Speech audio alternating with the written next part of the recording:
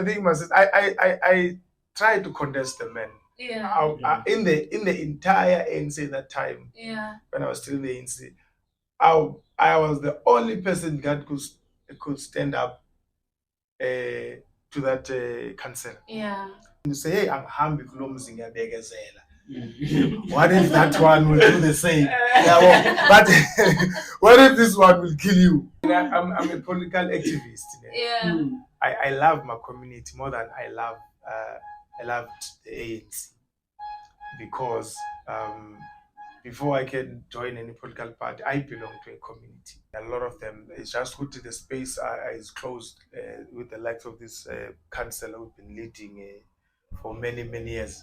So there are a lot. I'm in the PA, Patriotic Alliance. I have reasons why I joined it. Dumelang sanibonani molweni ke thabo bolela tsa for go lebitso la ka Lalas Kholo aka Motsoko vandala sa tshwareng go le ke tlhaba ka mafoko ke tlhaba ka mabomo oshe o hlokele poloko. As always, I never ride alone. I'm with MySunflower. Hello everyone. Welcome back to another episode of the Kasi Uncover, and today we have an interesting guest. Okay, like I'm so excited about this one. I've been telling Lalas the entire week that actually we're gonna have some good conversations going on here. But welcome to the show. I don't know if I should say Loyiso or Mr. or Sir. Like which one is okay? Or comrade. Or comrade. I don't know which one. Anyway, anyhow we feel comfortable. Amazing. I think Loyiso is fine. I rather feel old when you say Mr. or Loyiso. Yeah. But also because of where I come from, right? Anyone who's like older than me. Yeah. I have an uncle that is like 1 year older than me, but I call him Sir Mang or Malu Mepo. You understand? I can't just be like. So that's why it gets tricky for me to like. No, so it's fine. If you no respect, but it's Lloyd. Oh, yeah. Lloyd. Yeah. Okay, that one is. Put Loyiso, but you say Lloyd. Ne? Yeah. No, either way. You want to pay Kasi Uncover Kasi flavor, because you would have, if you were that much respectful, you would have said. It's come down. Oh, son, oh. Now you're stretching it. No. I want it like that. No. So we have Loyiso. Yeah. It's been awaited a week, I think. It's been. We've been talking about. We've been. And how are you? I'm good. I'm happy that I'm an interesting guest. I was not aware. I'm happy that you happy that I'm here. I'm doing good. Out of everything that is happening in Kasi, crime and everything, and abantu bathembele ukuthi, and sometimes we have no resources to do these things. See combat whatever that is happening in Kasi, but then we're doing good. We're surviving. Yeah. So here, usually, I'm sure you are actually surprised. We don't really read out someone's bio or intro and say this is the community leader has done this. We hardly don't do that. So we just let you tell us who you are. Who is Loyiso? Oh yes, Loyiso is a young man. Grew up here in Diepsloot. I did my high school in Tirele. Did my matric there, went to UJ. I dropped out with second year. Yeah. Okay. Second year. Yeah. I dropped out, but I'm continuing now. I'm doing a BCom degree in public admin. I'm an activist. That's how I'm well known in Diepsloot as an activist. Umuntu wabantu, umuntu othanda usiza abantu. It's in me. I'm a politician. I joined politics at a very young age. Very young age. I was a political activist in Semncane kakhulu. So I have kids. I have a lot of them. We don't even want to know. I have kids. I have kids. I'm a family man. I love them. I'm a Christian. I put God first in everything that I do. Amen. That's who I am. That's the summary of me. Yeah, as Loyiso. Yeah. I'm interested to know, why did you drop out at UJ? I think, to be honest, I think I was not ready. Must be honest. I think I was not ready. It's good. Good na lanto bati a gap year. I think after passing a matric, if you feel like taking a gap year, you should. Because I think I want me to drop out of school and I was not ready. When then, then you go to university, you must stay a res. Then you end up doing things that you're not supposed to do. Honestly, issue Imali was not a problem, because at that point, my father had left me Imali, so I had money to go to school and pay for my fees. This is that I did that made me drop out. I failed, by the way. Then I dropped out because I think I was not ready. Yeah. I think most of the people failed in varsity. Like, who didn't fail? Who didn't fail? But too much. Did you fail? I did, and also because I was doing financial information systems, right?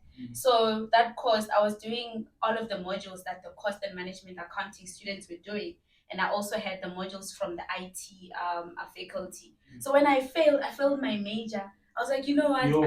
I came back. I told my mother, I'm like, you know what?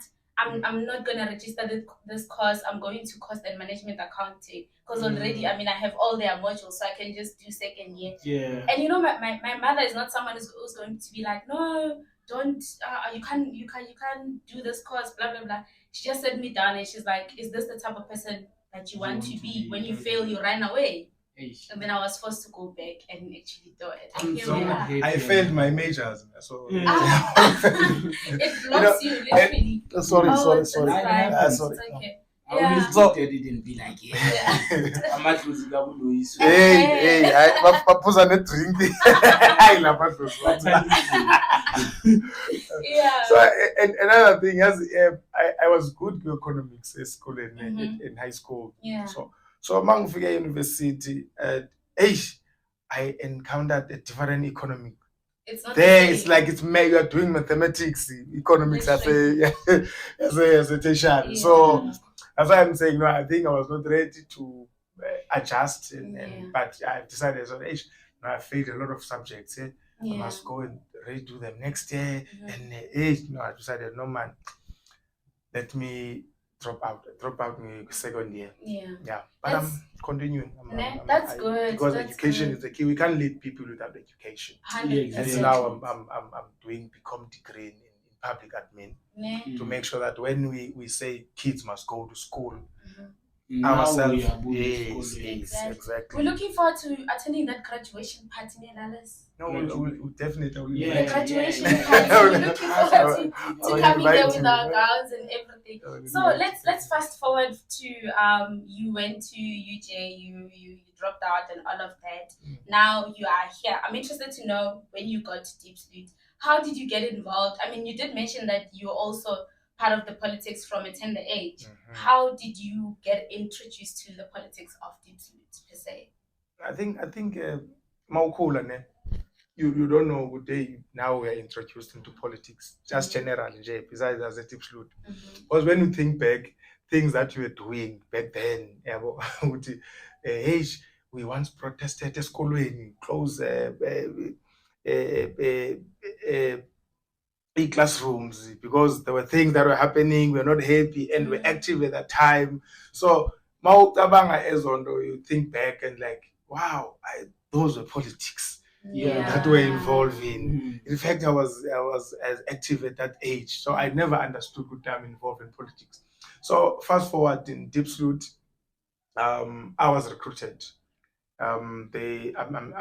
Those who were senior people saw this young man that because I was always active in the community. Besides joining political parties, certain political parties, I was recruited in the ANC by Chris Vondo. When he saw me and saw this young man with the potential, and then decided to recruit me, and I joined because I grew up in a family of the ANC. My father is a diehard ANC, my family. So they're diehard ANC. They were diehard ANC members. So indeed, I got in the youth league. I joined the youth league politics. I led the youth league for many years, leading the youth league. I was that kind of a person. Once I get hold of the position, you can't contest me because I mobilize.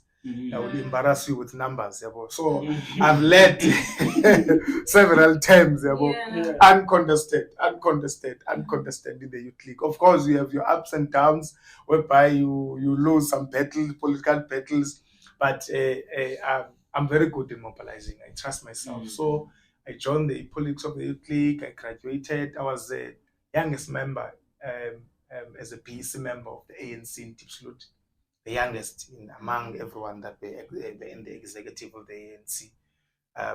The very young age, I was voted in the ANC, but still leading the youth league.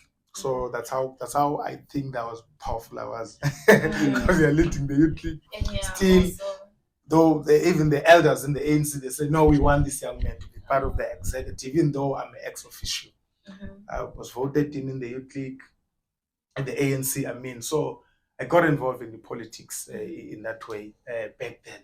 Yeah. Yes. So you wanted to ask, should I carry on? I want to know, as from the youth league, what are some of the challenges that you would find, except for being like having this competition within the internal competition? What are some of the challenges that you would meet? Because I don't really see ANC as the ANC Youth League meeting the challenges of oppositional party like the main ANC. So who the challenges that were coming, the threats of ANC Youth League at your time, what were they in the community and in the political space? I think generally we're facing the issue of youth unemployment. Right. As young people, we had a lot of young people that would come to us and complain about youth unemployment. In our era, we will call this thing drugs. It was starting. It was not as it is now. It was there. We're facing those challenges of drugs in the community. Young people that do not want to be active in politics. And I will always say that you don't have to join a political party, but you must be involved in politics, and including this thing that we're doing. I believe it's part of politics because they are sending a message out there to the people.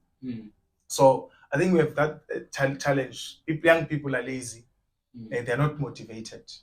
Most of young people that I've encountered in my time, they want to be. We want to be foot-spooned.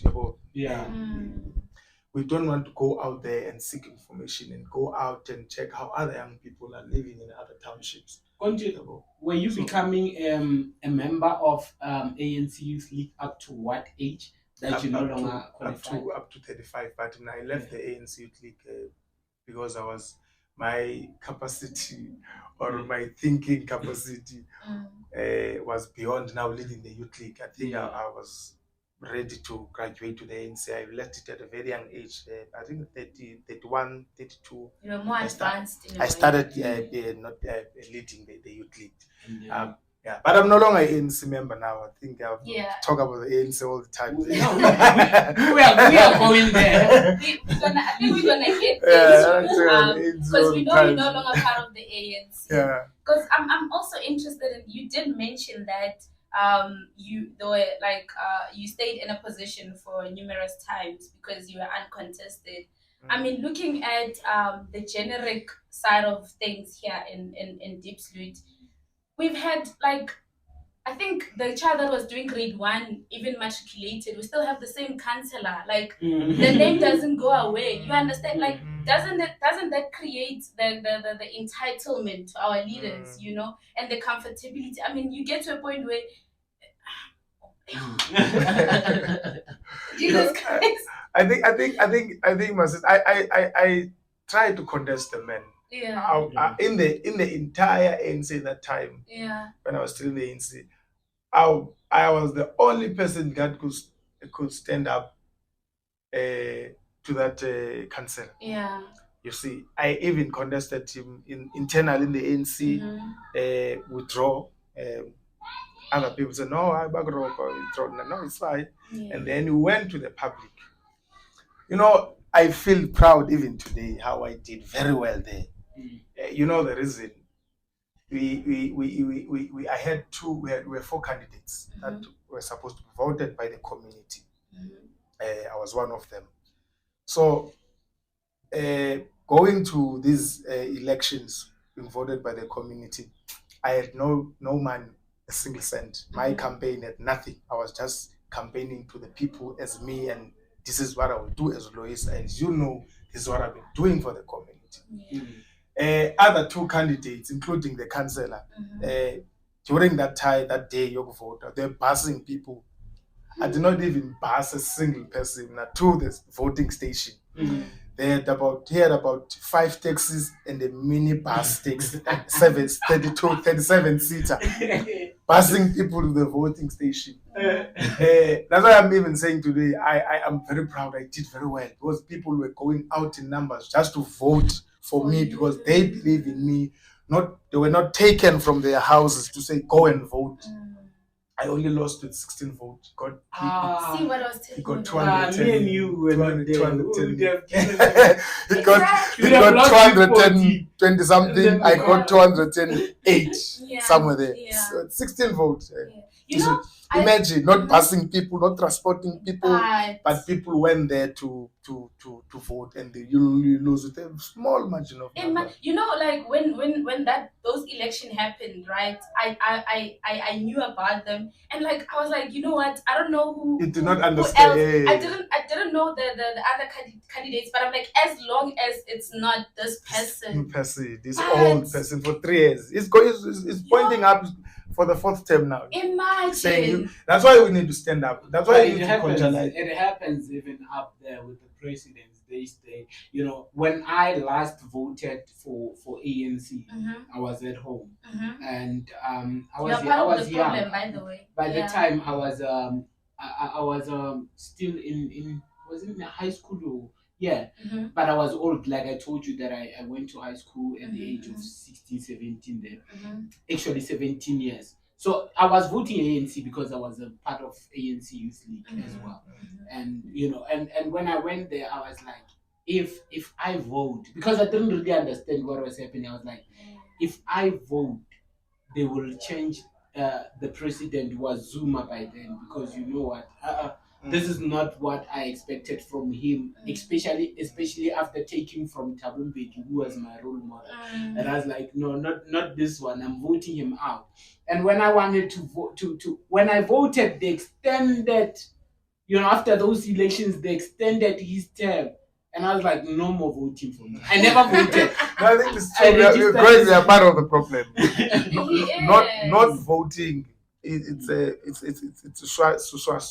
suicidal to, more special to the younger generation, because we'll be given these people that we really don't want, but because bakona we are voted by those who are voting. Tina will complain and not vote. And Tina votela iphathi khona labo bavotela laba abantu. And that mentality ukuthi you know, ANC has been winning for many years because Baban, but no, obviously is a win. But I think that mentality is gone now. No, they see the reality. No, obvious ANC. There's nothing like that. The reality now is that ANC is losing power and is going to lose power. Because people now, more especially the younger generation, people that are growing, there's media, there's what the message is being preached out there. No, black men, this is not how things should be. As much as they've played the role as liberating, but this is not how things should be in the country. I think people are getting that message, and they have many choices to choose and say, if I don't want you, let me I go this side. I think I was about to say that we've been giving them a free marketing, those people. Just to wrap this political party question, I have the last question.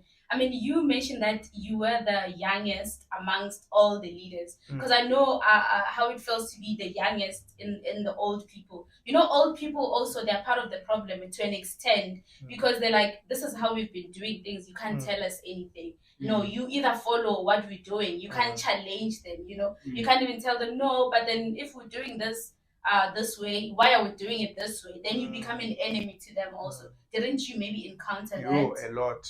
A lot, because I will challenge many things, including the current councillor, and I was I was very open and straightforward. I mean, I'm a straight talker, most especially when it comes to politics. I say things as they are. So, and if things are wrong, we have things where they are wrong. I will just say no, we can't. No, not when I'm present. This is not gonna happen. So, a lot of enemies, man, including now. Even though I've left the ANC, people of the ANC they still feel threatened. Yeah. Because they know what kind of a person I am. Even now, they still regard me, some of them, as an enemy, even though I've said, you know what, if we cannot fix the ANC internally, let's leave it and give it to them. By Moshe. It's not the only political party. We want to be involved in politics. Can't take that away from us, but we can't be in an organization that does not want to change. We can't be in an organization that is abusing a lot of things that are happening, man. That is abusing people. It's even difficult to even campaign for the ANC. Those who are still in the ANC will tell you, a lot of things that are happening in the country, including our township. People are dying. Just this week in Jay, we've lost 6 people. This week, it's not even yet end of the year. It's the beginning of the year, 3rd week of the first month of the year. We've lost 6 people through crime. So, and nothing is happening. So how can then go to the people and say, this is the better life for all? This is the ANC that we must vote for. Will provide better life for all. We don't know better life for all in Diepsloot. It doesn't. There's make no such sense. thing. You know, I was telling Lalas that I was watching the interview that Mcebo Dlamini had with Mashabela. He mentioned that you cannot defend the ANC and not look stupid today. Really? Like, you cannot. Really? Like, what are you defending? No, Kamagala, how Goloza Gogo. You know, Gogo, you know, my granny and other Gogo Bamba Mahai. One thing that they think about when they think of ANC, they think of SASA. And they were always, Abu Gogo, they were always like, no, we will lose our SASA. No, no. Now, I think there's a knowledge of, a clear knowledge of what politics are. But then, now I have a few questions though, with regards to, because I feel like, you know, since you're in political space, this is going to be our center of, you know, most of our conversation. What you educating us, what is the need for our oppositional parties? Why do we need to have them? Because it's not only in South Africa where we have a political party, ruling party, and our opposition parties. We have our opposition parties. So I want to know, what is the need of those? Why do we need them? I think that question answers itself. You look around, Jay, what is happening, what the ANC is doing, looting, stealing, all these things. We need to have an alternative as people. You know, what ensures us that they will do better if we promote them? I think we must give people a chance to do better. Okay. Because if we will say no, what is an evidence that these people will do better? Really, you have this husband that is abusing you. You are married, you are shy, do all these things, and you say, "Hey, I'm happy What if that one will do the same? But what if this one will kill you? So we need to have a positive mentality when it comes to oppositions, Yeah. and say, you know what, I'm in an abusive relationship. The ANC is abusing us in South Africa. Let's go and check who sounds better, because than what I think I'm currently experiencing. Whoever that will come to you and promise, those kind of things. Yeah. So I'm just saying, we need to give people a chance. Opposition, you listen. This is what they can deliver. This is what they can do, and vote for them. The most important thing that needs to happen is that we need to make sure that the ANC man must stay in the opposition, just bahlale and watch how the country is being run. Will be run by others who say we can do better than this. This is not it. Because if you can listen, I was listening to the president during January 8th statement, Ramaphosa saying to the people, if ANC can lose power, social grants, you will no longer get social grants. I think that is insane. Yeah. I think you take people of South Africa for granted as if they're stupid. It shows how low the ANC can go in making sure that they get votes. They have nothing to offer. If a president can lie publicly to the people and say, if granted, we will be gone if you cannot vote for the ANC, it shows that we have nothing left. There's nothing left there. There's nothing that they can offer. They've lied so much. Abogogo bayazi but ayikho le nkhuluma yabo. But there's no such. All people know. Besides Tina, that we know, but even old people, they know what he's saying is not true.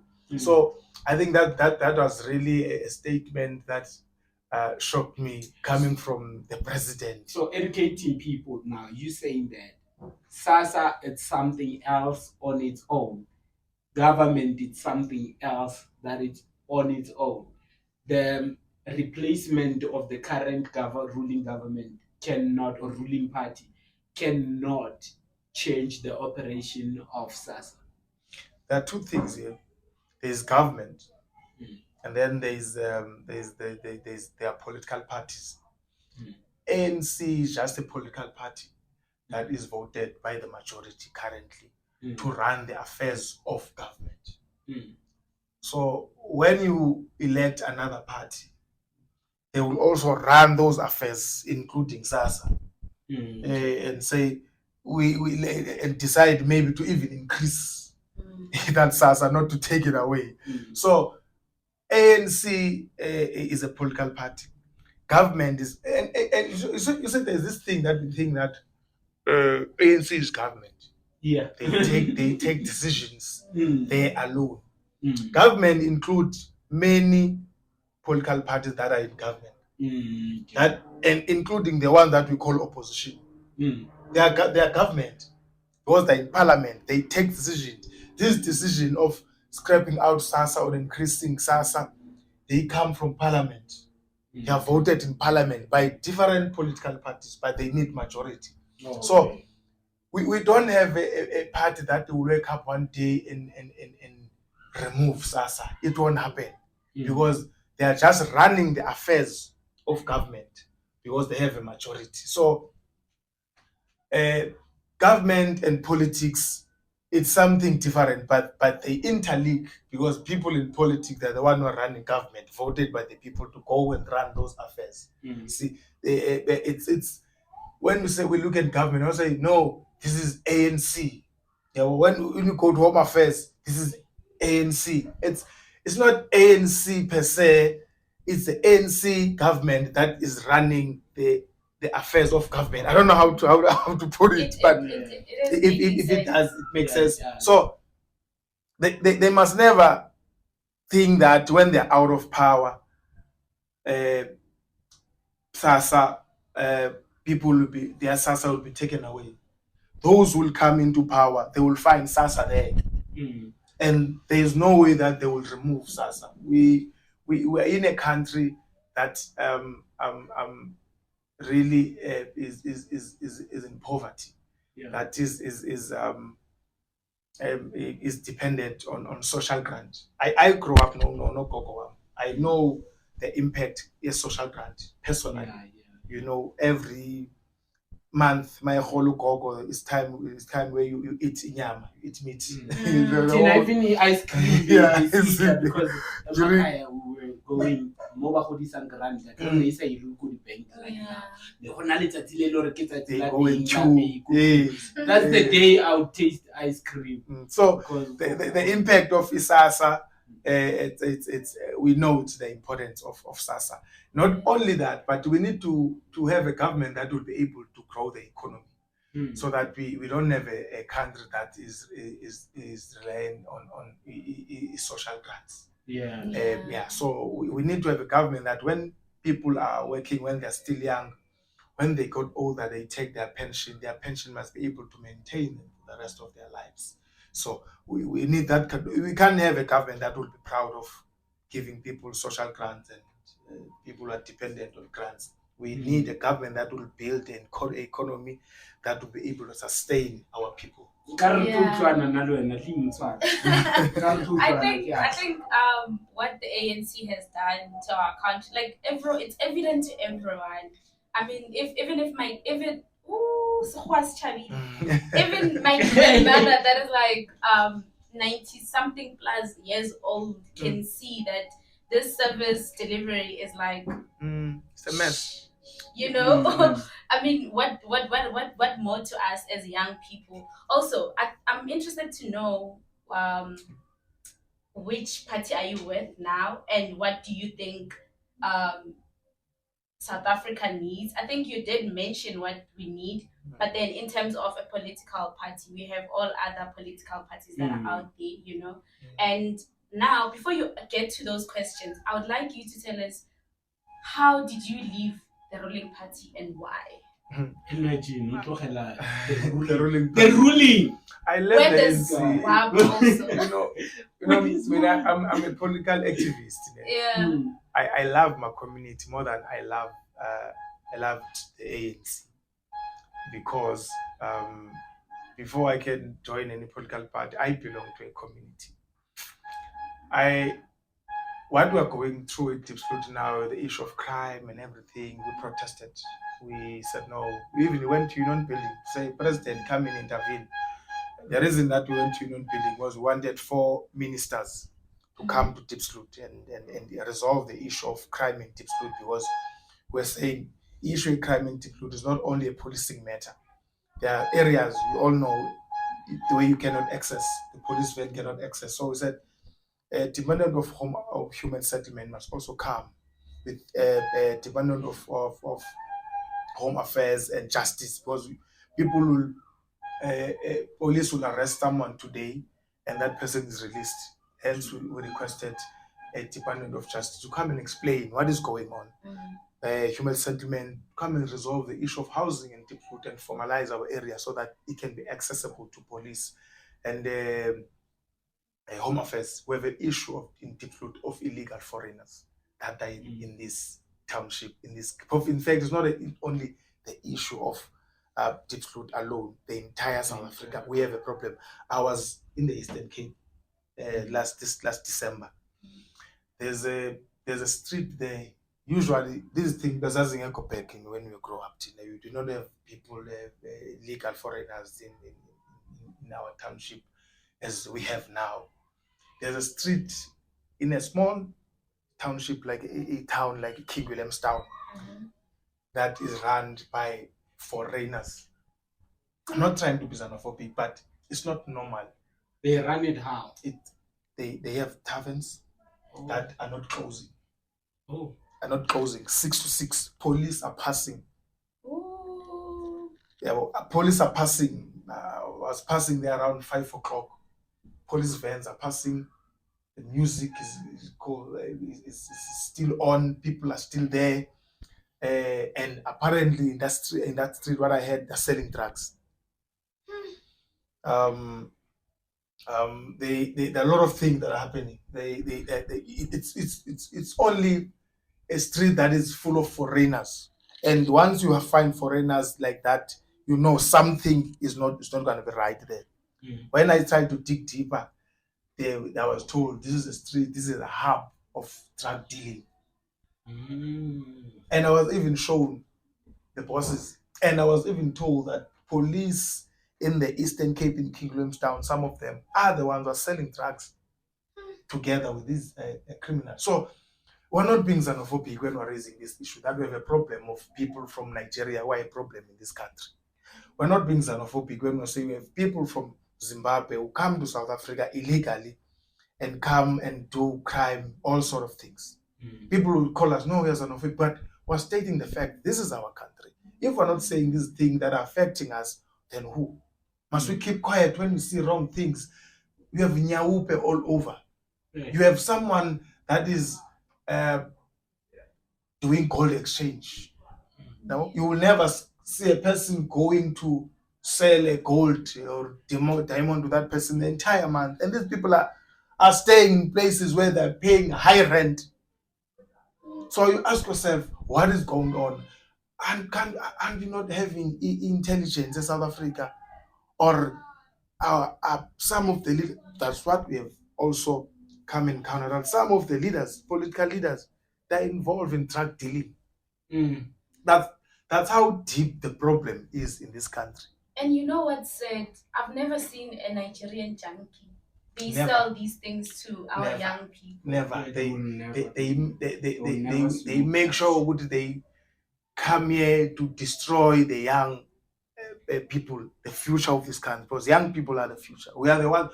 Now, you look at these young boys and young girls when they start to smoking, they become zombies. You know, zombie umkhovu umbona lo mfana angasaphili lo. Akasekho normally. So it pains us. It pains us. Especially when you're a leader and you have passion for your community, to see young people sleeping under the bridge. Not because they don't have home, they're homeless, because they have dedicated their life into smoking drugs. We even came to a point, we normalized it to a point that we would rather embrace it and even say don't judge, while we see that this like look at Alostro. We know Alostro, Bubonga, that they from street and they, and Bonga didn't do well in rehab. But let's look at Alostro, who's one day he's all clean, he's on stage, they're trying to. The next thing they videorize him again now in his thing. He went back there, he's asking for money from people, and there people would stand be like, we've normalized these things that are usual. Nobody would question a gold exchange. Nobody would. We just passed the. And we did. No, we would, at some point we did go around demolishing them. In fact, we rent them. We rent them. They're renting in our yards. But also, I don't think it's a matter of normalization, Lalas. I don't think we've normalized it. I mean, if we have people like us who can sit down and get to discuss about it, it's not because we've normalized it. It pains us to watch it. I mean, it's so painful to watch Umagogo crying because of the son who's always there to steal and leave. And also, if you can see all those people that do this, it's not people that are dumb. People were smart. Very smart, very young, intelligent boys and girls who were doing well at school. Yeah. Some of them are from universities. They drop out because of these drugs. They are smoking other drugs. When they get to the township, the cheapest drug is Nyaupe. Exactly. Nyaupe is not just a drug, man. That thing is a demon. Yeah, it turns a person to be a hobo, a umkhovu. It's not that funny, thing is that thing. No, man. You look at a young man that you used to know back 2 years back, and you look at them now like. Again, this color cheese boy too. I want a cheese boy and they look at school had to be linked to it, and you'll be like, man, maybe I should be proud that I wasn't, because some of them who were envying their lives when they were still in high school with us. Also, and now you look at them now. It's not because of we could do it, you know. It could have happened to me, could have happened to you. If you go back to how those people were introduced to drugs, they were not really smoking drugs. They were smoking something. And then there was escalated. Ones that were cool. Exactly. Escalated to. Exactly. I mean, drugs. there was a point where we were all young and we were trying to figure out things. I mean, I could have been introduced to those through my friends, you know. I think it's a matter of grace, honestly. Like, there are so many ways that they even get you involved into them. Because if someone is not really a dealer, but he's a seller from a dealer, and when I go to him first time as a smoker, when I'm starting to smoke, he wouldn't mind giving me stuff for free because he knows I'm going to invest a lot in his business. You know, and then when we start, I kind of like weed, and then in that weed he put whatever, and now I would believe that his weed is shy of it. It's the best.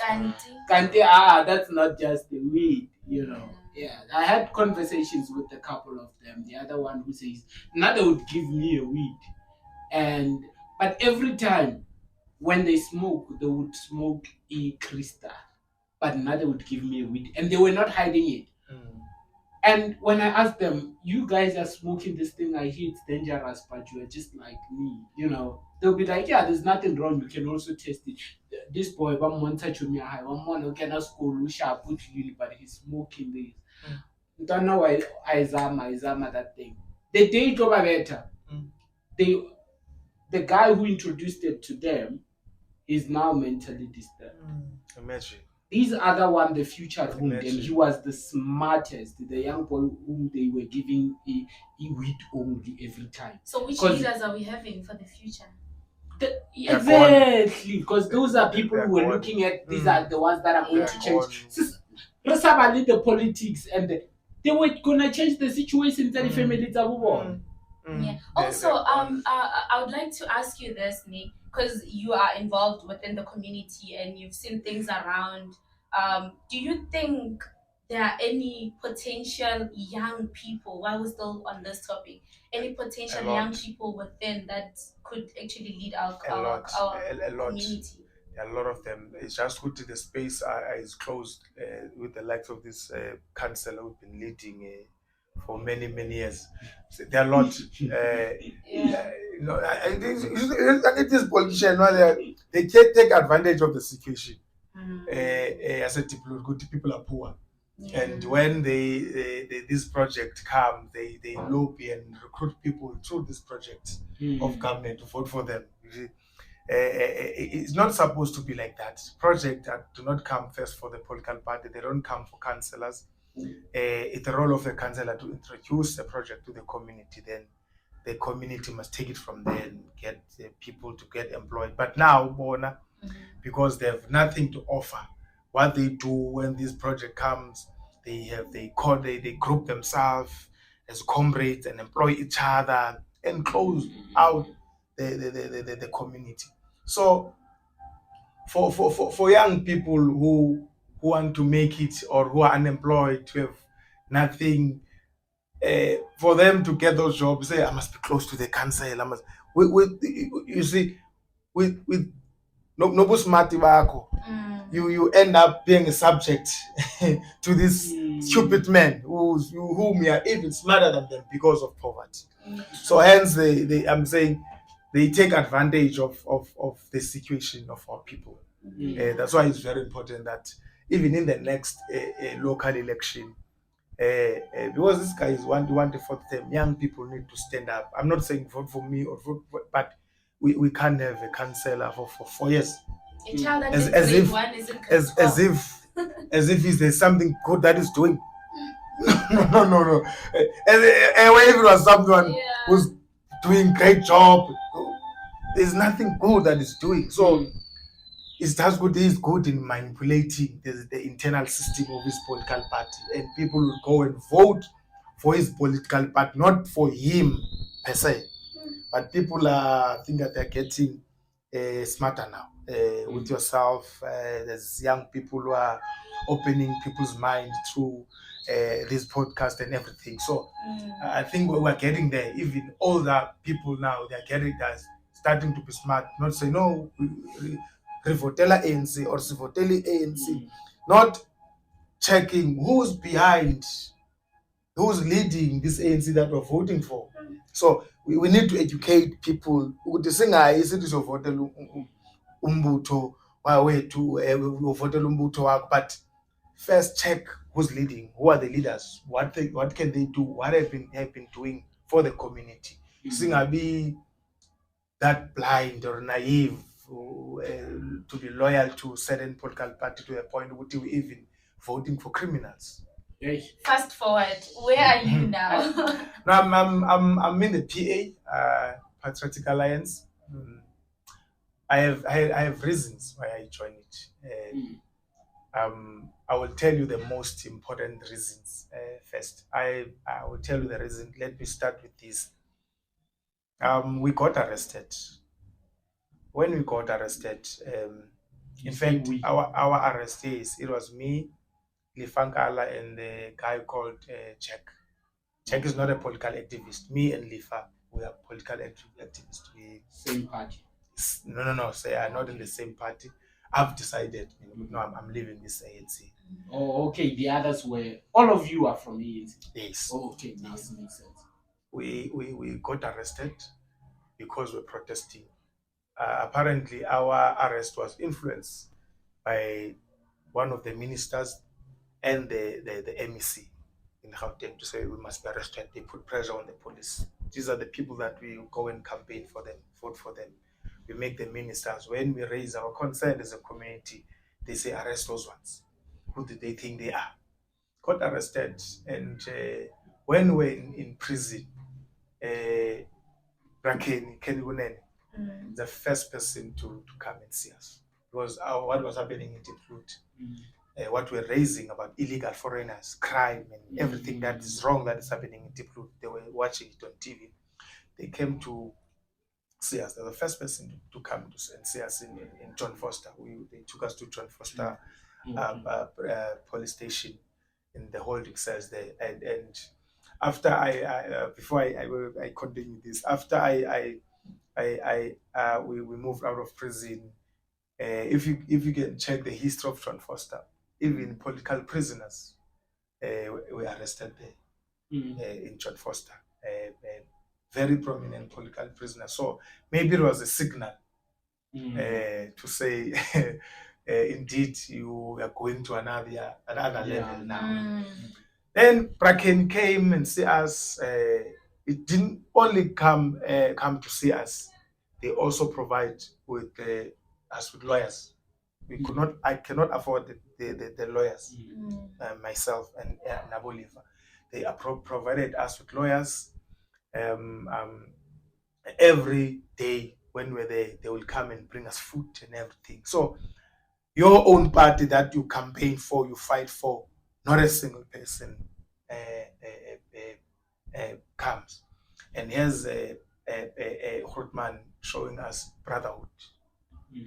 That's one of the things that made me join PA. I've seen brotherhood, I've seen comradeship.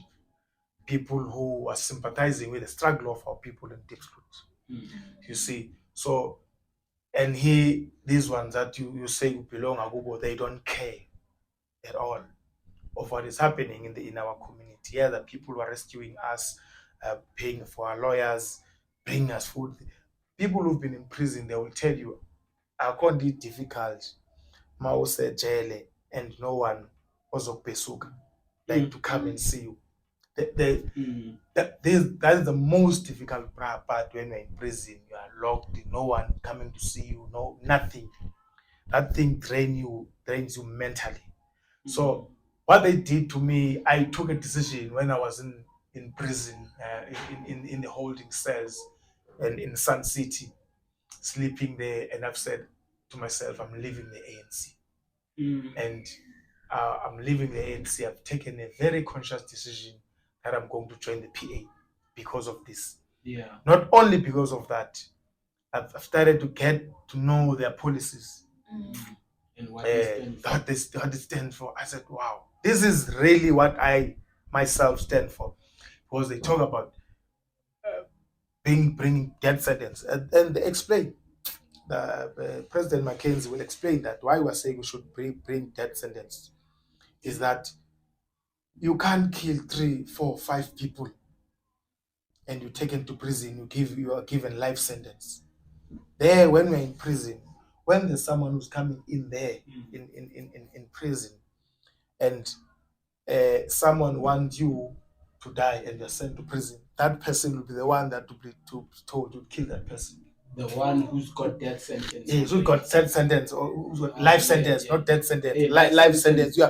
We are sentenced for 60 years. You know that you will never get out of prison. Yeah. So for someone who's outside to execute umsebenzi wakhe, you must be killed, that person will be sent to go and kill you. And of course, their system in prison, the person will also be arrested again while they're in prison, be taken to court, go to 30 years more. You can't have it. I'm arrested 60 years. I'm not like I will get maybe parole when I'm 50. I've served maybe 50 years. Now I'm 40 years or 40 something years. I know I'm not gonna get out of this place alive. Yeah, true. So same thing happened. The same person, someone must be killed again. The person is sentenced 90 years, 100 years. Those are people are sentenced 100 years in prison, 150 years. Someone must be killed in prison. That person, they will send them to say, kill that person. So by hanging people or giving them death sentence, you're saving many lives. Many lives. You can't kill 1, 2, 3 people, and then you must go to prison and eat food and enjoy life there in your own township, which is called jail. Eating. So I agree with that personally. So the issue of mass deportation of illegal foreigners. Well, guys, we have a problem in South Africa. It's not normal that in a country you have more than 20 million illegal foreigners. They were saying it's around 50. I'm sure it's more than that now, because every day the number, it's not normal that you go to Joburg CBD, the street is run by foreigners, illegal foreigners. You go to Sunnyside in Pretoria, Nigerians, they are running that. The ones that were South Africans. They've run away because of the situation. You see, so it's not normal. It's not normal. We're not being xenophobic, but we're telling the truth. We can't be in a country that when you look around, you have people who are illegal in the country first, and even those who came illegally, they are doing nasty things, selling drugs, conning people, scamming people, all these wrong things. And you must keep quiet as South Africans. So no, these are our brothers. A brother that feeds my children a poison. It's a brother. People are selling drugs to our children. A brother. That's not a brother to me. I don't have a brother that will take advantage of vulnerable people and rob them, kill them. What is happening in Diepsloot? And most of the crimes in Zegala Diepsloot are illegal Zimbabweans, and they cannot be traced. Recently, one of the political community activists to APSA a week ago was killed. Yeah. And next to his body, they found a screwdriver. It was after they shot him. When they got to his body, he was already dead. Apparently, when the body was with someone. When they are telling us, there is also stabbed him with a screwdriver just to make sure that he's dead. You can see that these people, they are not scared of being caught. Because for you to stab someone with a screwdriver and leave it there, you know your fingerprints, even if that screwdriver can be taken to the police and they run forensic and check and what, it can be traced. So when we say we have a problem of illegal foreigners, we're a problem in this country. People are calling us xenophobic. So that is a challenge that we're having in this country. So that's why I love the PA, because they speak to that, to say we need to mass deport illegal foreigners. We're not saying we don't want foreigners in our country. We don't want people from other countries, but come in our country legally with proper papers. And when you are here, you must behave. So that's what PA is saying. The rules that the Yes, citizens are abiding with. That's what PA is saying, and they speak to me. And another thing that was very interesting is when they speak about national service. You know, national service, when you get to the age of 18 years, we must take you to the army. You know, people don't understand, they don't know that in the army, there are a lot of things that are happening. You can be a doctor, you can be a chef, you can be a lot of things. So, say, when you reach 18, every young person must be, if you are not good at school, you can't do well, let's take them to the army and train them for a year. That is called national service. They will come back there with skills of how to defend their country. They will come back with skills of how to live. They will come back with skill of how to survive. Do you think they still teach them how to defend the country? And do you think the service is still that? Because really some things are just shocking. That, okay, you say that, I don't know where this research comes from, the one of 20 million illegal foreigners in the country. But we're saying those people, when they come in here at the borders, don't they meet the soldiers and all the police or whatever, any officials that are working to ensure that our borders are well monitored? Recently, my brother, at the beginning of this year, I think the first week of January, the President, Gauteng Mackenzie, and the other PA members, including the Deputy President, Kenny Gunen, went to the border. They went to the border to say, if the government cannot do this, as the PA were going to defend our borders. They went there. And what we saw was embarrassing. Were they there alone or with the there was no soldier, nothing. No, they were there alone. But I think there's one of the leaders who came and be like, that's not your duty, something like that. Yes, I saw it. That's true. That's true. That's true. It's not the duty of, it was not their duty. But when they are concerned, when you are concerned about what is happening in your country, you must stand up, because we have a useless government that cannot protect its citizens. So it was a very, very wise and good decision what they've done to expose that our country is naked. You see, to the people of South Africa. This is how people will come into South Africa carrying things. They can carry bombs, they can carry weapons, they can carry a lot of things and bring it to South Africa and just cross easily. That's how we saw. They just cross a river. Just across next to that river, there's a fence. Just go through that fence, they're in South Africa, they're in. No patrol that we saw during those days that were there. No soldiers that we saw during those days. So it's a crisis. Our country is a mockery.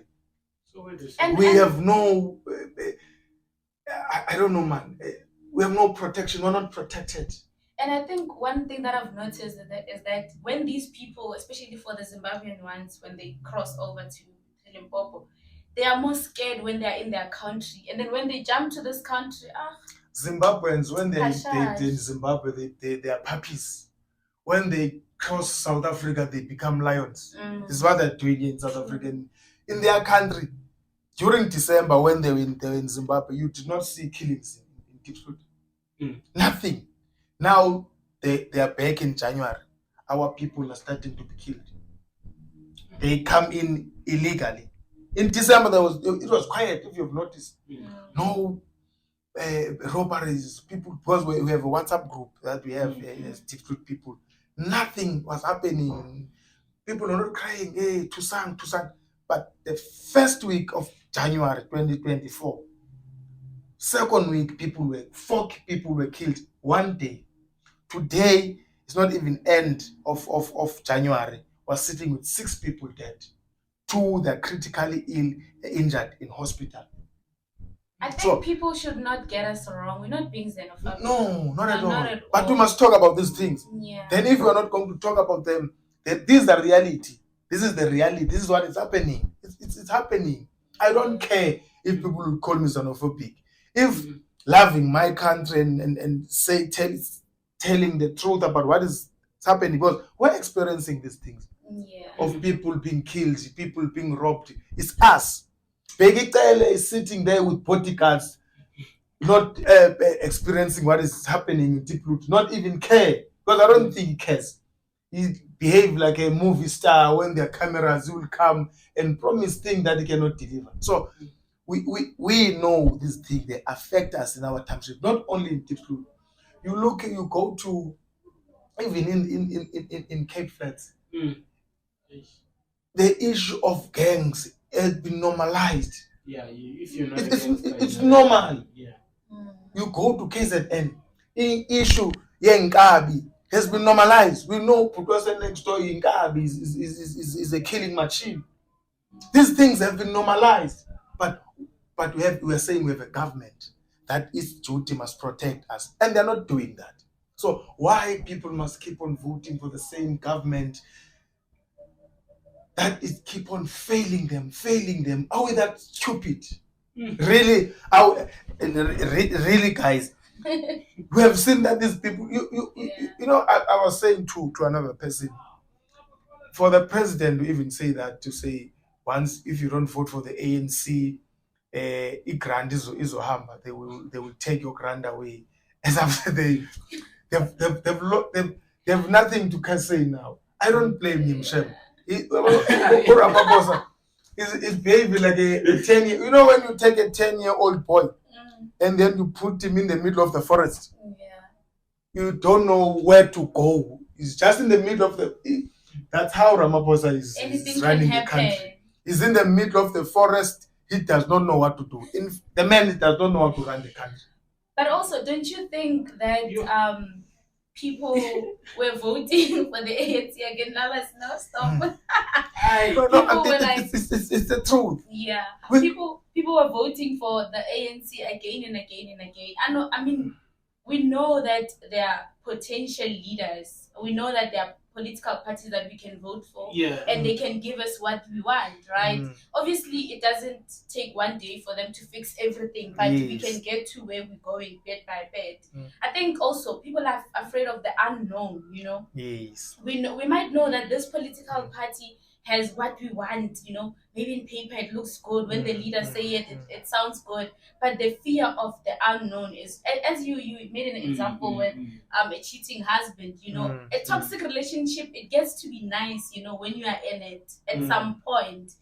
Because you're afraid that actually, what if I'm only used to this? What if that other side then it's worse than because let's be honest, grass is not always greener on the other side. You know, it's not that bad. You know why I love Steve Biko, ne? Steve Biko believe in psychological liberation. Okay. Which is, he spoke of black consciousness. He said, black men, you must love yourself. It is within you to love yourself. Before we can talk of liberating the country and everything, when everyone was talking about we need one man, one vote, Steve Biko was talking of mental liberation of what we've been through. Apartheid. Remember, when apartheid was introduced, they started with our mind, because they understood the power of a mind. Once you hit a mind, you are able to control a person, or you are able to control the society, because I control your mind. That's what Steve Biko believed in. That's why I love that man. I admire him. The problem with us black people or some people, I think we don't love ourselves. This example that we of a husband abusing but toxic relationship, get angry. It speaks to yourself first. Love yourself. It starts first with someone pointing you. Then you say no. Me, not me. I cannot tolerate this small thing. Then you move. You walk away quickly. So I think we need to teach or liberate our people psychologically. Yeah, because captivity. Yes, we are in a what we call mental slavery. That's the problem with us black people. Apartheid has done a lot of damage to us. We don't believe in ourselves. We don't believe that we can change things. So we need to teach ourselves that we are our own liberators. We have the power to change things. The ANC does not have power to change things. It's us. You know, I love the USA politics. There's democracy, the Democrats and the Republicans. Once Republicans start to mess, they vote for Democrats, and they look at the content of a leader. Oh, okay. What kind of a leader is the Democrats bringing us? What kind of a leader are the Republicans bringing us? Then Americans then go to the polls and vote according to the leader. I had this question. And what they're promising. I had these questions. I wanted to ask you this. Maybe can help us pass there. Do you believe yourself as Loyiso, with all the experience of being in ANC Youth League, in ANC and in PA, that the votes can be manipulated? I don't know how to put it, what I don't believe. I don't think it's possible. Because votes are people can try. You know, desperate politicians who don't want to lose power, they can try, but I think it won't be easy, because votes are counted public. They are not secret, man. I hear that thing that the former president was saying. You know, we must stop counting votes secretly. Votes are not counted secretly. Votes are counted inside the voting station by all party agents from different political parties present. They signed in this VD, out of 2,000 people voted, the PA got this number, the ANC got this number, the AFF got this number, and they gave that report to the upper structures, to their national leaders. The national leaders will combine all the votes from different voting stations before even the IEC can announce the results. Some of the political parties, they know how many votes they've received. They know how many votes the ANC has received through the report from the voting station by their party agents. So this thing of saying votes are counted secretly is not true. All right. So then the IEC get a report that is already known by political parties from VDs to say a party so it even is true, even they sent a party so receives so many votes. Then they take those ballots and then take them to the IEC head office. I think it also answers your question, Lalas, asking that what is the role of other opposition parties? Yes. Imagine if you don't have opposition parties. They will count alone. It's gonna be a party. Besides of counting alone, you'll have people that will not deliver, because opposition parties put pressure. You know, to the current government to say deliver, or we're coming, we're taking. It's not nice to be power to be taken away from you. That's why other people fight to the point where they will even in other countries go to the forest and create their own armies and rebel groups to fight the country because of power.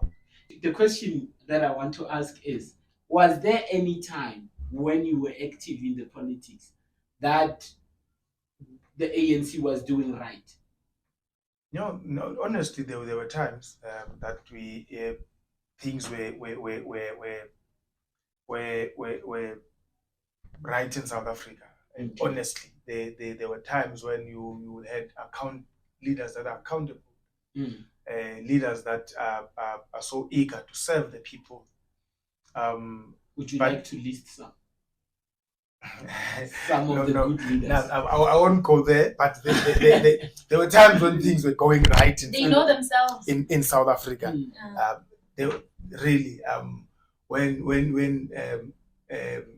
you do not have this much corruption that is happening in the country, where it was not normal for people to know when we get into power to steal people's resources. So there were those times, and indeed things were going well, and even though there were challenges, there will always be challenges, but it get to a point where now comrades started to not only steal but take.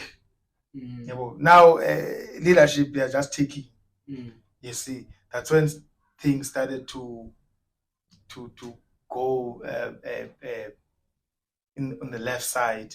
But I think the ANC currently now is at a point of no return from what they are experiencing or the kind of leaders that they have. I cannot point now and say, but there are still good leaders there who can change the ANC. There's none.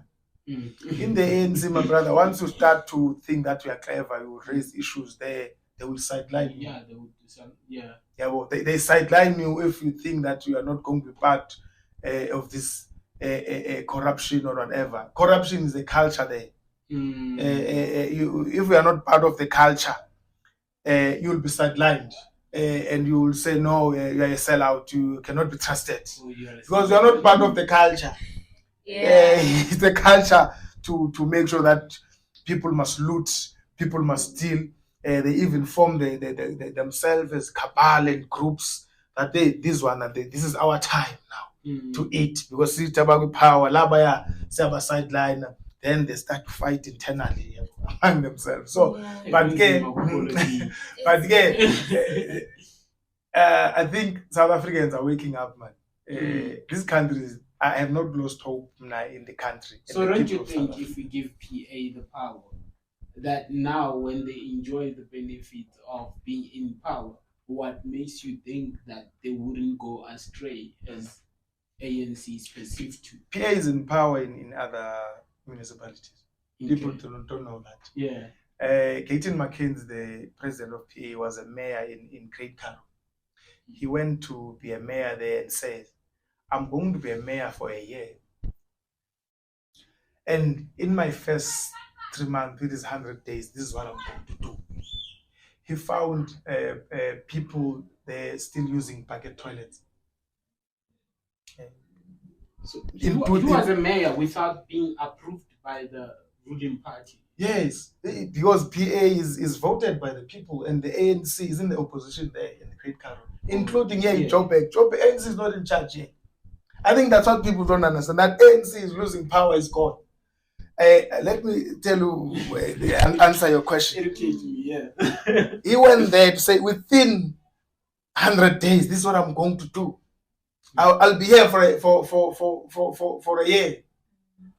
Because he's the president of PA, he's busy, must be there and there. You can't commit to say, I will service you for the. I think that's what is a reason to say I'll be here for a year. Yeah. He did what he promised those people within the period that he gave himself. Change people who in Great Karoo were using bucket toilets. In New Millennium, brah, there are people still using bucket toilets. He changed that. People are having flushing toilets now. Within 100 days.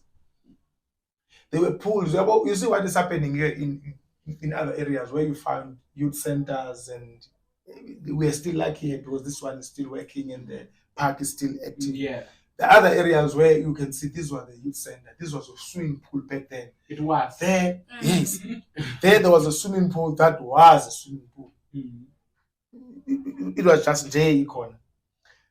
Gauteng promised, I'm going to bring life to this swimming pool. Within 100 days. He did it. So, I'm saying, my brother, you're talking about at least by a party that has a track record. Kenny Gunene is the MMC of roads and transport here in Joburg. That's what I'm saying. PA is in power in other. Yes, even here in Joburg, in the municipality, we are part of the coalition that is there in Joburg. And we have a position of MMC of transport and MMC of housing. You can look before the end of February. I'm sure you will witness that. I will come to this street. I've spoke to him about this street and the main street where there are potholes there. This street will be fixed. I can tell you. Very soon you will see a movement there. This street will be fixed. You look at Ngonyama Road, how it was at number 5. You know that that place. I actually have videos of water leaking. I was passing by, I took some videos. Just I never got time to send, because usually I send to Joburg Water via Twitter. Sometimes they take time, sometimes I involve a lot of politicians to attend it. I think you have to check the issue of water at number 5. It should be on the paved side, like the water is coming out of the pavement into the road, and I don't know how. And we have a councillor that is in there, is not fixing this thing. So I was still there, my brother. If you will have councillor on this show. If you know how number 5 was, extension 5, that road, how it was, he came and fixed. So I'm talking about an organization that has people with track record, who are doing what they're supposed to do. So we will never turn our back from the people. I myself, I'm a witness of that in my community. I've worked so hard for this community. So we have many activists in the PA who are like me, who are working so hard for this community. And I can tell you, even after 2024 national election, in Gauteng, we will be part of government. That I can tell you. We are going to be part of government, and we'll make sure that we have critical portfolios that we're able to change people's lives and bring service to our people, and say, when we get into power, if you give us full mandate as the PA, this is what we can do for you. I have a question for you. Based on what your president said, he did mention that he wished he hadn't said that he was going to be there for a year, because the year was not enough for him to do all the things. Because the moment he went into office, he actually noticed that actually there are more problems and challenges than what he had seen. How long do you think it would take for one to like fix the challenges that we have? Let me just say Diepsloot here, and not like the overall, just here in Diepsloot, the challenges that we have. How long do you think it can take you guys, suppose you're in power, to fix? I think Diepsloot, you need to have a political will to change the problem that we're having in Diepsloot, including the crime issue. Hence, we're saying, when we talk of a long term, let's have 4 ministries. That is a long term.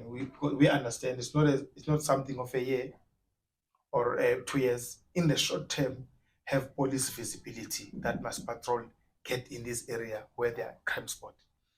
To answer your question, to fix the issue of crime in Diepsloot, the issue of in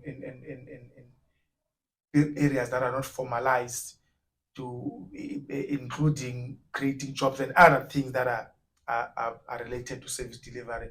It's not something of a year or 2 years, but with a 5-year term, full 5-year term, I can tell you 90% or 90+% of the problem in Diepsloot might have been can be solved. Can be solved with the person that has a political will to say, I am going to do this. I am going to go there and give instruction and directive. This must be done. This must be done.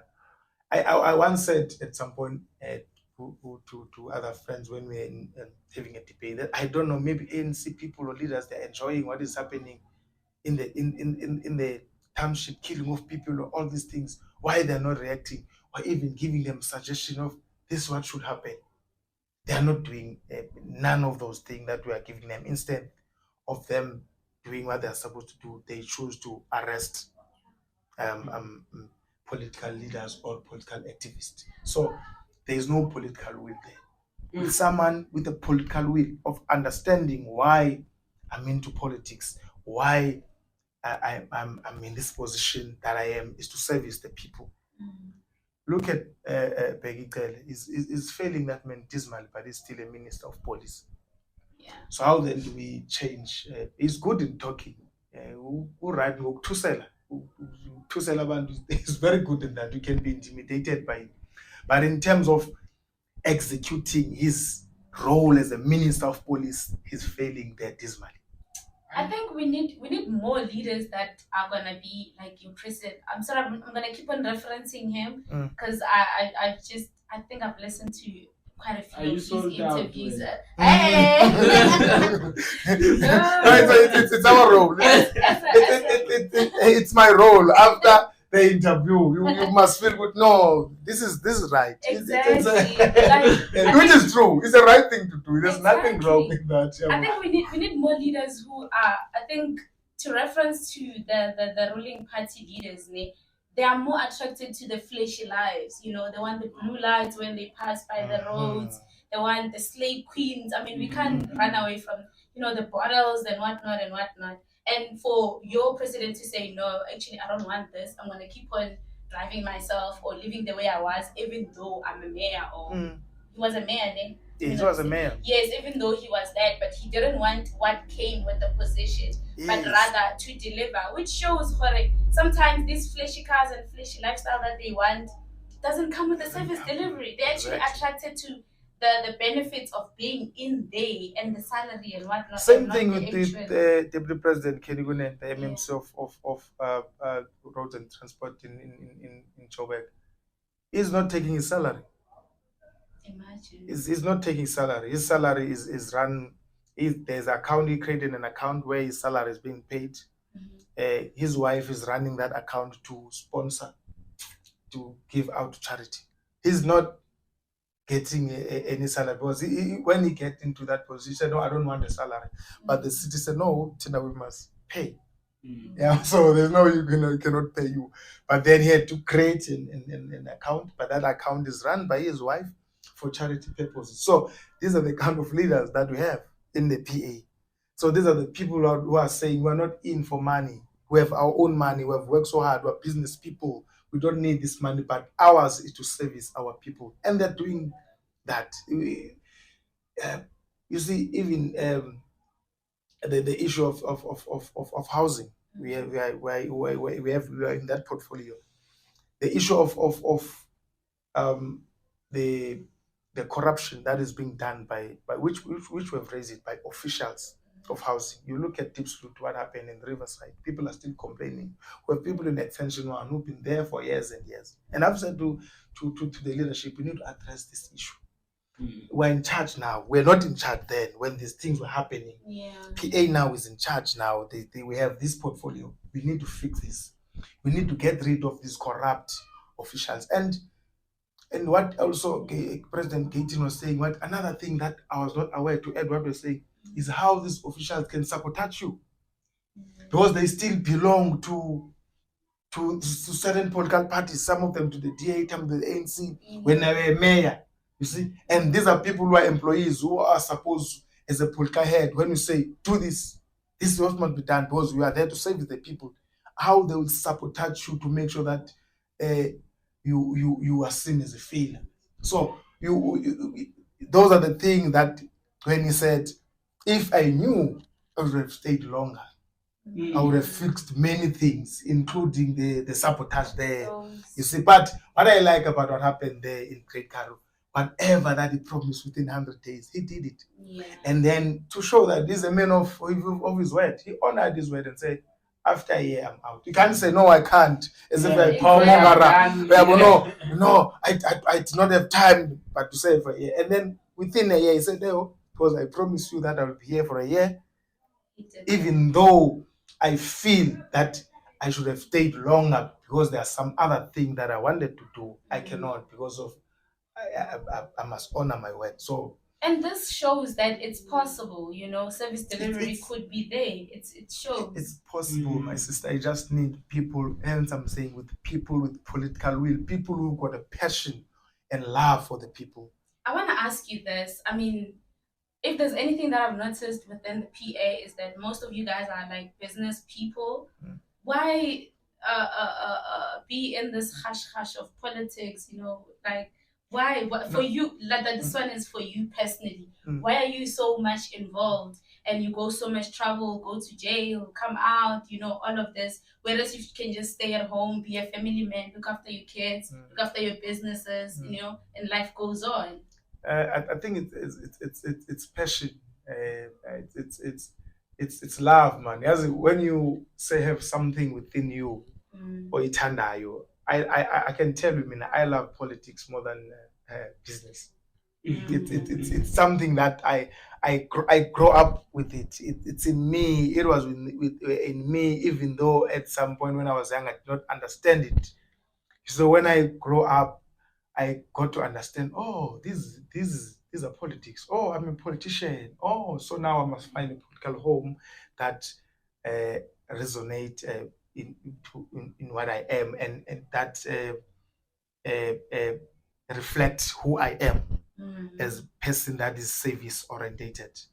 And I was still young. I joined the ANC at that time because it was doing well those times. Yeah. Good leaders were accountable. The good leaders were doing well up until now.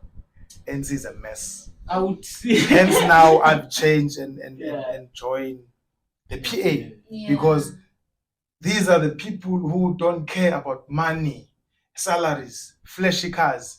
They can afford these things, but they're there to service the people. That draw me. But is it not what we were told about our current president when he comes in, that he's a businessman and he doesn't That's care? The thing. He's not a businessman. Our president is not a businessman. Ramaphosa is not a businessman. No. Let me tell you why I'm saying he's not a business. Maybe he has a different perspective. I mean, the president only has like shares. You hear he has shares. Kai, he has shares. Kai, he has shares. Kai. He owns this. He owns that. He owns that. Are you actively involved in the daily operations of the business? No. And also, my thing is like it raises an eyebrow. How did you manage to get shares in that company, and where it's like the majority of owners are white people? How did you? You are the only black guy in the whole thing. Like doesn't that raise an eyebrow? To add on that, and my sister, to say Ramaphosa is not a businessman. He's not. Tell me which company that he started from scratch, he established and have an idea and said, this is my idea as a business person. This is my concept. I want to build this company and mold it and bring it up and make it to be whatever that it can be in global. Ramaphosa in 1995-6, during the negotiation, those Contessa negotiation and so on, he was not a business person. He was a unionist. He went to negotiate on behalf of people of South Africa. They were on the other side with mine bosses were in charge at that time. Mine bosses were on the other side.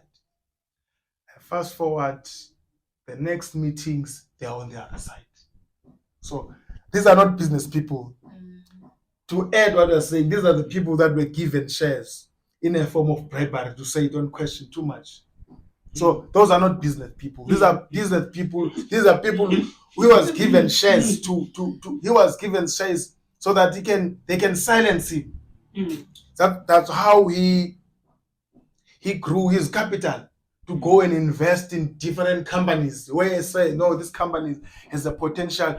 I don't think it's even him who identify a company that is growing economically, because he has exposed himself as a president. But he knows nothing about economy. He knows nothing about how to run a country.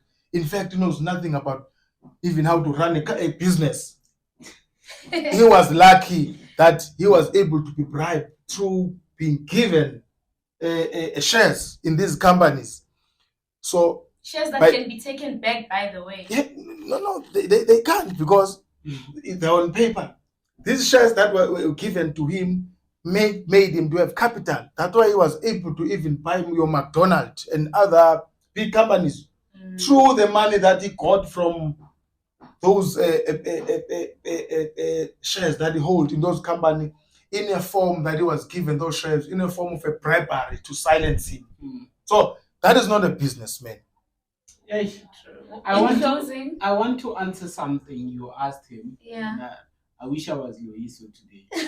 just sitting in the middle. Just to answer that one question. When you said you guys have businesses, you could have chose to be family men. And I so much believe that the problems of this country, they affect themselves, they affect them as the citizens before the business people also are affecting their businesses, especially the issue of crime, the issue of companies that are not being taxed, but they're doing better than yours while you're still, once you reach your first 100,000, you'd be below hundreds of thousands very soon, because he taxed now. You say, and so if you don't want to be taxed now, you have to go and donate to Sbanban. Even if you risk your money now, you gamble lottery, you win those millions. It's such big amount that you are obliged to donate to some people. You understand? So I feel like I'm actually excited that the business people are into politics. Also, because if they get a chance, they will grow other businesses that are struggling. Because actually, instead of giving people 350 and expect them to live, some people are spending 1,000 on a daily basis on your normal living. They spend 1,000 days. Just imagine, 350 does not even fit in Jagara Maposa a day. 350. You are saying to a South African, go and feed your family with 350. His dog does not even eat 350 a day. Now we are saying for the entire month, go and feed your family with this 350. That's an insult to the people of South Africa. Yes. We need really a psychological or mental liberation. We do. Yeah, really, we can't normalize these things when we're being insulted. To say, here's a 350. We need a government that will be able to build an economy so that people can be able to sustain themselves. Not this giving people 350. That your dog is not even eating. No, guys. So those 350s could have, combined into one, divided into 5, and then being given to 5 businesses that has potential to actually hire a bit of capacity of people who are unemployed, instead of giving each of them 350. Even if that thing can happen, that policy can say, no, do this, it will be comrades that will queue for the business, for that benefit. No, and they will channel it to their own friends, to their own comrades. There were jobs crime.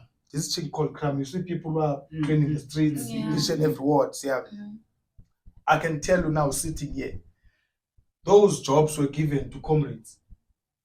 The shortlisting was done, one of the comrades, number 2.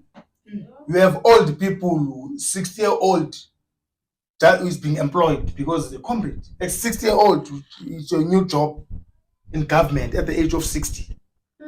Your new job. All of them were given to comrades that are loyal to councillors. All of them. All those jobs, 10 per ward. Before the ANC was sensing in the seat of trouble, they were losing. Let's empower people. So you must be loyal to certain comrades in the ANC that are in power, so that you can be empowered, so that when they go to conferences, you support them. That's why if you think you're smart, they sideline you there. They do that. Lalas, I remember when I passed matric, right? Yes. There's one of the community leaders, I was tempted to say her name, but it's fine. It's okay. She knows herself. One of the community leaders here in Diepsloot went to my mother, right? And she told my mother, tell your daughter when she gets to varsity to join SASCO. SASCO is more like a youth league of ANC. So she's like, tell your daughter to join SASCO. And when I went there, I mean, but I can think for myself, right? I joined whatever that I joined, and when I came back, obviously I'm You gonna joined something different. Yes, obviously you're gonna So put on the something that is regalia working. that talks to me. I mean, when I get there, I get help. Who helps me? SASCO was not there to help me. Okay, You understand? So I can relate to whatever party that I joined. When I came back, obviously during recess, I'm wearing the regalia, you know, of a certain party. And the lady saw me, and you know what she told my mother? She was like, the people that stay in this yard will never ever work in Diepsloot ever again. And she didn't lie. Even with the COVID-19, when they were what's this the food parcel, they would skip the yard. They wouldn't give us like.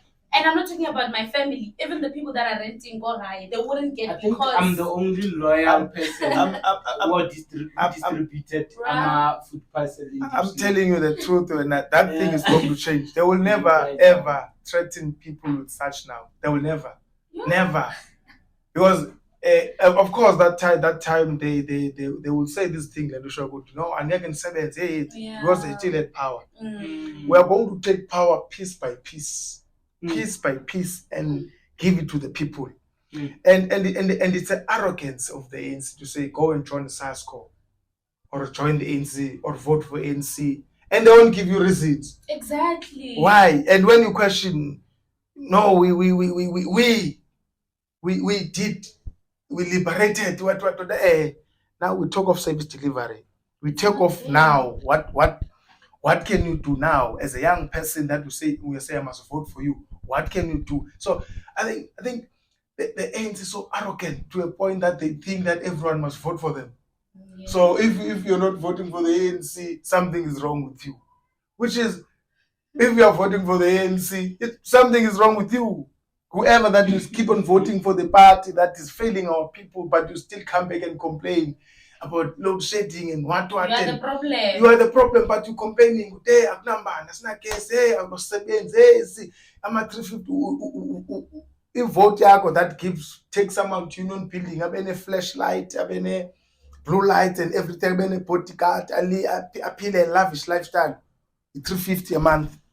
Imagine. No. So we must really. I will keep on emphasizing this thing to say we need mental or psychological liberation as Black people. Love yourself. When we go to vote. In closing, what do you have? In closing, I'm saying that Patriotic silimele kakhulu as a youth here in South Africa. Yeah. Silimele, I think you've once seen the video that was circulating of a boy who said, think of my 350 tsa ngwaga kaofela mo di leng teng di so le wena o ka itshwara tlhogo o ka ba makala. You understand? It was a show on TV. He was fighting with his brother, and his brother was he was like, yeah, my brother is jealous because he says what he's jealous because he ate his 350s. Mine because I was at hospital the whole year, and then he said that, and when I calculated that amount was not more than 4,000 the whole year 350s. And I'm saying that silly matter to a point that we are willing to settle for anything. And I'm just saying to the youth that wake up and do what's right. And if what's right is to join the current political party and do better, that's what right. If that's what's right for you, you think is to join a new party, and don't just join a new party because it's new.